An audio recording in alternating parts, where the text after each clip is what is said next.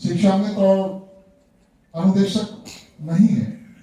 मेरे वोटर हैं जो कम से कम हाई स्कूल मान्यता प्राप्त विद्यालय में पढ़ाते हैं, ऐसे शिक्षक हमारे वोटर हैं। लेकिन चूंकि पार्टी की जिम्मेदारी मुझ पर है तो उसमें सारे शिक्षक आते हैं, चाहे वो प्राथमिक के शिक्षक हो, अनुदेशक हो, शिक्षा मित्र हो, वो भी उसी श्रेणी में आते हैं। इसलिए आपकी चिंता करना मेरा काम है। लेकिन आप पहले व्यक्ति हैं जो मुझे मिले हैं और जिनसे मेरी बातचीत हुई है।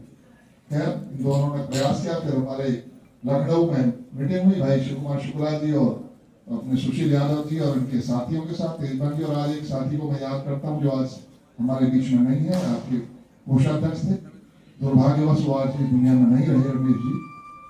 ये सब साथी मिले, धीरे धीरे कारवां आगे बढ़ा। हमने अपने शिक्षक प्रकोष्ठ, अपनी भारतीय जनता पार्टी के प्रदेश अध्यक्ष जी, महामंत्री संगठन जी, उन सबसे बातचीत की। सबने कहा कि इन सबकी समस्याओं को हल कराने के लिए काम करिए। हम माननीय मुख्यमंत्री जी से मिले, माननीय मंत्री जी से मिले, माननीय मुख्यमंत्री जी से अनेक बार की मुलाकात हुई। अब वो बातें मैं शेयर नहीं करूंगा कि मेरी क्या बातें हुई, लेकिन हम लोगों ने धीरे धीरे उस बर्फ को पिघलाने का काम किया जो हमारे आपके बीच में जम गई थी। और उसके बाद ये तय हुआ कि हम और आप मिलकर साथ चलेंगे। और उसका कुछ नमूना उपचुनावों में दिखा। उपचुनावों में जो प्रदेश भर के उपचुनाव हुए उनमें हमारे संगठन के हमारे साथियों ने, अभी भाई अवनीश जी ने आपको बताया भी, उन्होंने मिल्कीपुर का बताया, लेकिन अलीगढ़ में उपचुनाव हुआ था। पूरे प्रदेश में 8-9 उपचुनाव थे। उनमें सब में शिक्षा मित्रों ने, अनुदेशकों ने, हमारे साथियों ने सहयोग देकर करने का काम किया। साथियों, ऐसा नहीं कि पहले भी आप लोग सहयोग नहीं करते थे, लेकिन होता क्या कि मतदान तो एकांत में होता है और दिखती है आवाज। आज जो आपने कार्यक्रम किया इसकी आवाज बहुत दूर तक जाएगी, पूरे प्रदेश में इसका वातावरण बनेगा। इन कार्यक्रमों से हम लोग, भले ही हम लोग यहाँ 2000 की संख्या में हो, लेकिन पूरे प्रदेश के 1.5 लाख शिक्षा मित्रों का प्रतिनिधित्व यहाँ कर रहे हैं। उन्हें सबका एक पॉजिटिव वातावरण बनेगा कि वो सब अब योगी जी की सरकार के साथ, भाजपा की सरकार के साथ हाथ मिलाकर चलना चाहते हैं, क्योंकि सरकार ने भी हाथ बढ़ाया है।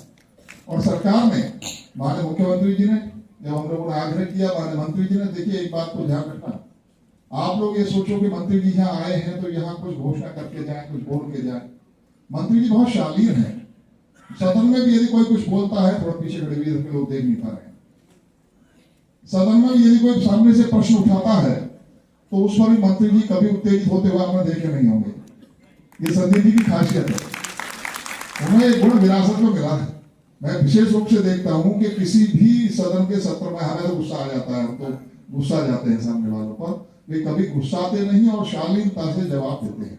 लेकिन मंत्री की गरिमा है कि मंत्री अद्यतन स्थिति का वर्णन करते हैं कि आज जो हम सरकार के प्रतिनिधि हैं, हम नेता कुछ भी बोल सकते हैं, हम प्रतिनिधि हैं समाज के, हम कुछ भी कह सकते हैं, लेकिन सरकार के प्रतिनिधि जो बोलेंगे वो प्रामाणिक होगा और समय से पहले नहीं कहा जा सकता। जो बात जिस समय कहनी है, किसके द्वारा कहनी है, कहां पर कहनी है, वो सब निश्चित होता है। तो इसलिए वो समय से पहले उन चीजों को नहीं बोल सकते जिनको आप अभी सुनना चाहते हैं। वो समय आने पर आपके सामने आएंगी। लेकिन एक बात कहना चाहता हूँ, माननीय एसपी तिवारी जी जो तालियां बटोर के जाते रहे, कुछ जाता तो है नहीं ये कहने में।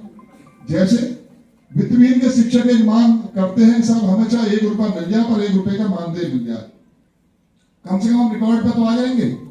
लेकिन वो 1 रुपए की बात स्वीकार हो उससे पहले अगली मांग आ गई कि समान काम का समान वेतन जो इंटर कॉलेज के शिक्षक को मिलता है वही हमें भी मिलना चाहिए। बात धरी की धरी रहेगी, 1 रुपया भी दोगे तो बात तो वही शुरू होगी।